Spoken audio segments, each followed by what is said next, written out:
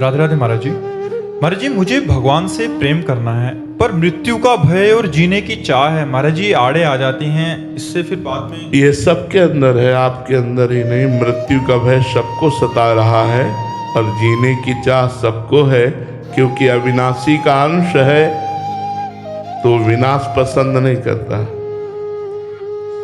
हमारे जो अंशी भगवान हैं, ममैवांशो जीवलोके जीवभूता सनातना, भगवान कह रहे हैं ममैवांशो, तू मेरा अंश है। तो हमारे भगवान अविनाशी हैं। ऐसे ही हमको विनाश पसंद नहीं, हमको मरना पसंद नहीं। हमें लगता है कि मैं कभी मरूं ना, सदैव जीवित रहूं, कभी अशांत ना हो, सदैव शांत रहूं, क्योंकि भगवान का स्वरूप शांताकार है। मुझे कभी दुख ना मिले, मैं सदैव सुख में निमग्न रहूं, क्योंकि भगवान आनंद सिंधु है। तो हम भगवान के ही अंश होने के कारण हम मृत्यु नहीं चाहते, लेकिन मृत्यु जिसकी होती है उस शरीर से प्यार करते हैं। इसलिए मुझ अमर का भी मरण लीला होती है, मुझ अमर की भी मरण लीला होती है, मरण धर्मा शरीर में राग करने के कारण। नहीं तो ईश्वर अंश जीव अविनाशी, मेरा स्वरूप अविनाशी है। किसी भी अग्नेय, वारुणास्त्र, वायवास्त्र, इन अस्त्रों में, दिव्यास्त्रों में ताकत नहीं कि मुझे छू सके। हाँ, इस शरीर को नष्ट कर देंगे। नैनम छिन्नन्ति शस्त्राणि नैनम दहत पावका न चैनम क्लेदेन्त्यापो न शोष्यति मारुता। ये हमारा स्वरूप है, पर हम अपने स्वरूप को भूल गए हैं और अपने को स्त्री मानने लगे, पुरुष मानने लगे, और स्त्री पुरुष मानकर व्यवहार में रत हो गए। तो मरण धर्मा शरीर में राग होने के कारण हमें मृत्यु से भय लगता है, जबकि मेरी मृत्यु होगी ही नहीं। पंचभूतों का ये संघात शरीर बिखर जाएगा। आकाश तत्व आकाश में, वायु तत्व वायु में, अग्नि तत्व अग्नि में, जल तत्व जल में, पृथ्वी तत्व पृथ्वी में, और मैं स्वयं अपने कर्मों के अनुसार सूक्ष्म शरीर को लेकर स्वर्ग नरक की यात्रा करेंगे। मृत्यु तो होती ही नहीं है। मृत्यु एक भ्रम है। शरीर का बिखर जाना ही मृत्यु माना जाता है। उस अविनाशी जीवात्मा को कौन मार सकता है? केवल परिवर्तन को ही मृत्यु मान लेते हैं। इसलिए इस डर को मिटाने के लिए नाम भगवान विराजमान है।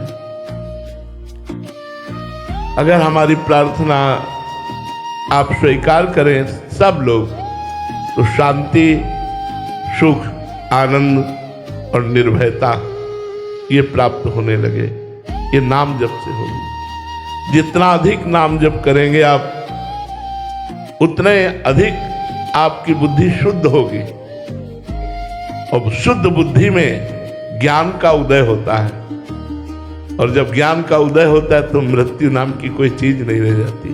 मरने से सब जग डरा, मेरो मन आनंद, कब मरियो कब भेटियो पूरन परमानंद। मृत्यु महोत्सव हो जाती है, मृत्यु भयावह नहीं लगती।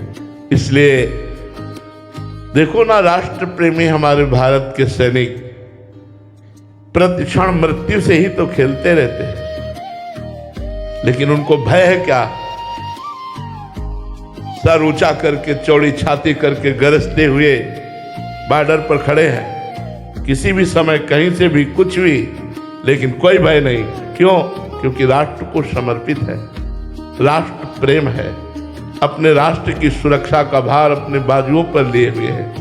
यदि हम भगवान को समर्पित हो जाएं, भगवान के चरणों का आश्रय ले लें, तो हम मृत्यु से भी महोत्सव तक पहुंच सकते हैं। मृत्यु महोत्सव बन जाए, उत्सव बन जाए।